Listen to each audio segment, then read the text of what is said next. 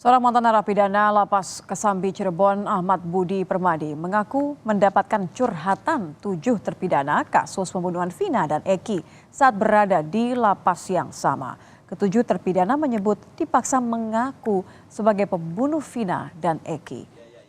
Menurut Ahmad Budi, salah satu terpidana, yakni Sudirman, sering cerita kalau mereka mendapatkan tindak kekerasan saat diperiksa di Polres Cirebon hingga di Polda Jawa Barat.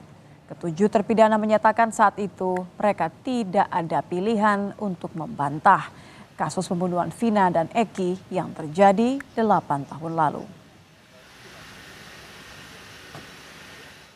Dari gestur maupun dari tubuhnya tuh dia orang-orang polos. Orang-orang yang polos, yang penuh dengan keluguan dan yang tidak pernah tahu apa-apa. Dia pernah curhat, kalau saya bukan pembunuh, Pak. Itu, loh, kenapa Anda tidak mengaku itu di persidangan? Saya nggak berani. Nah, katanya pengakuan mereka, di mana proses pem-BAP-an tadi penuh dengan kekerasan. Tindakan-tindakan kekerasan, seolah-olah mereka disuruh ngaku. Gitu. Disuruh ngaku. Beberapa minggu mungkin di Polresta, kemudian para tersangka ya pasti tersangka dibawa ke Polda. Di Polda pun mendapat perlakuan yang sama. Jadi begitu berkas dilimpahkan ke Polda, dia dapatkan perlakuan yang sama pula. Jadi saya punya pemikiran terkesan di dalam rangka proses pem-BAP-an ini terpidana atau terdakwa itu tidak boleh mengatakan tidak, harus mengakui. Sementara itu pihak kepolisian membantah terjadi penganiayaan terhadap 8 tersangka kasus pembunuhan Vina selama berada di tahanan. Penyidik menyebut yang terjadi adalah pertengkaran antar tahanan dan polisi telah melakukan tindakan disiplin ke anggotanya karena lalai menjaga tahanan. Ini rekan-rekan sekalian, pada saat itu memang ramai di Facebook bahwasanya mereka disiksa. Tetapi pada saat pemeriksaan muncul bahwa itu juga dilakukan oleh sesama tahanan. Dan kemudian pada saat itu telah dilakukan proses terhadap anggota yang jaga tahanan maupun penyidik, itu 15 orang sudah diproses terkait dengan kelalaian mereka dalam menjaga tahanan. Jadi ada upaya dari tahanan lain, untuk mereka disiksa juga sampai penggep-penggep itu yang mana waktu itu muncul di Facebook kemudian rame, itulah yang kemudian menjadikan kasus ini tarik ke Polda Jabar. Jadi sesama tahanan mereka saling pukul sehingga mereka lebam-lebam dan terhadap anggota 15 orang sudah dikenakan tindakan disiplin. Ya. Bahkan di rutan juga salah satu tersangka mereka dipukuli sama mereka sendiri. Ini yang terungkap. Saksi kunci yang merupakan teman korban Eki dan Vina, Liga Akbar, diperiksa selama kurang lebih 6 jam kemarin malam di Polda Jawa Barat. Liga Akbar dicecar 15 pertanyaan. Ia mengaku dekat dengan Eki, bahkan ia pun pernah menginap di rumah Eki. Untuk memperkuat pengakuan Liga Akbar yang terbaru, kuasa hukum akan menyiapkan 4 saksi, teman, Liga, dan Eki. Doanya aja buat almarhum Eki, almarhum Vina, dan minta doanya buat semuanya biar kasus ini cepat selesai dan dibukakan keadilan buat kita semua.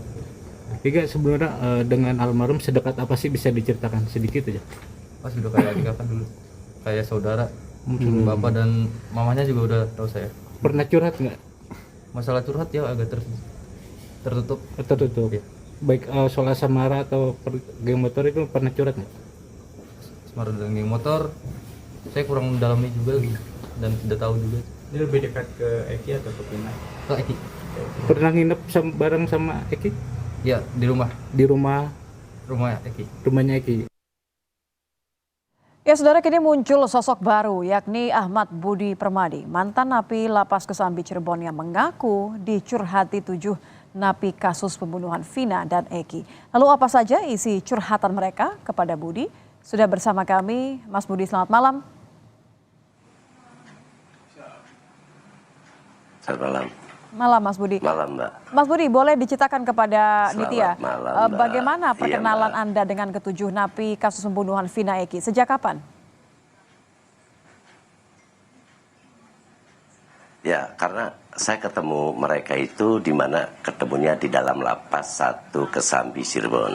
Saya sudah masuk dari tahun 14 dan keluar tahun 2019 kalau kasus saya. Sementara kasus Vina itu muncul dari tahun 2016. Saya kenal mereka itu karena saya di lapas itu sebagai tamping, yaitu tamping masjid yang harus mengikuti sebuah proses mapenaling.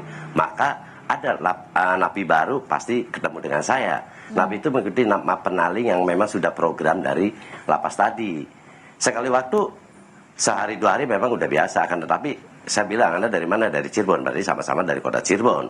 Kasusnya apa? Kasusnya adalah kena pembunuhan Vina. Tapi saya nggak ngebunuh, Pak. Dia ngomong seperti itu. Kok bisa terjadi? Saya coba cari tahu apa penyebabnya. Saya itu begitu ditangkap, begitu saya pulang kerja, kata beliau, kata mereka yang 7 itu. Saya pulang kerja. Setelah saya pulang kerja, saya itu ditangkap. Polisi menangkapnya pun ada pihak RW setempat. Padahal setelah ditangkap kemudian langsung dibawa ke kantor polisi, kemudian diproses. Mas Budi, maaf. Dan setelah diproses, ini ceritanya siapa berarti? Dia diproses. Ya. Ini pengakuannya siapa berarti yang mengaku bahwa ia salah satu orang.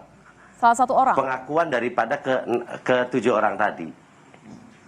Salah satu orang ngomong begitu ke saya dan mengatakan seperti itu. Dan semua kawan-kawannya itu mendapat perlakuan yang sama untuk mengakui apa yang tidak pernah dia lakukan. Kok bisa gitu? Saya bilang. Sementara gimana? Nah, setelah diproses dia katakan di Polresta itu dia masih tidak ngaku karena dia memang bukan pelaku. Kemudian sampai dibawa ke Polda. Di Polda mendapat perlakuan yang sama pula. Kenapa Anda dapat? Bagaimana saya bertahan, Pak? Kalau malam saya selalu digulung, diadakan satu tindakan kekerasan, dipukul, diapa, itu pengakuan kata dia ke saya. Wah, kalau kayak gitu Anda mesti ngomong dong ke pengacara. Begitu digelar persidangan, di dalam persidangan pun dia tidak mau ngakui. Tapi kenapa saya bilang, kamu bisa ngomong, saya tidak melakukan pembunuhan. Nah, kemudian saya kan bertanya, Pak, nanti rekonstruksinya gimana nih? Kan setelah BAP tadi ada yang namanya rekonstruksi, baru digelar perkara. Karena saya yang nggak tahu, Pak, ya karena saya sendiri waktu itu masih di dalam, saya nggak tahu memang rekonstruksi itu terjadi atau tidak, saya nggak tahu. Yang pasti dia cerita ke saya itu di mana dia mendapatkan satu perlakuan kekerasan yang dilakukan oleh oknum. Begitu ke saya. Karena saya waktu itu sebagai tamping masjid, salah satu petugas yang membantu petugas untuk memberikan arahan kepada para napi-napi yang baru. Napi baru saya arahkan dan mesti bisa terima seperti apapun, ini adalah konsekuensi daripada kehidupan Anda di luar. Anda melakukan tindakan seperti saya itu, potong semuanya dulu, penuh dengan Mas konsekuensi. Budi, saya harus konfirmasi. Tapi bagaimana Anda harus tetap survival di dalam penjara? Iya. Saya konfirmasi terlebih dulu. Berarti pengakuan dari salah satu orang ini boleh disebutkan namanya siapa, dan apakah Anda sempat mengonfirmasinya juga kesamaan cerita ini dengan ke-6 lainnya ya, artinya 7-7-nya ceritanya sama, bahwa mereka merasa bukan pelakunya, tidak mengetahui persis proses hukumnya seperti apa, penangkapan yang tiba-tiba tadi tanpa ada bukti yang cukup, dan yang terakhir adalah mereka mengaku bahwa ada intimidasi bahkan kekerasan dari aparat. Enggak, dari satu orang. Dan mereka itu kan baris ini duduk di masjid biasa, saya ngasih ngobrol. Kemudian selesai program penalingan suka rehat tuh, Mbak. Rehat kita kan ngobrol.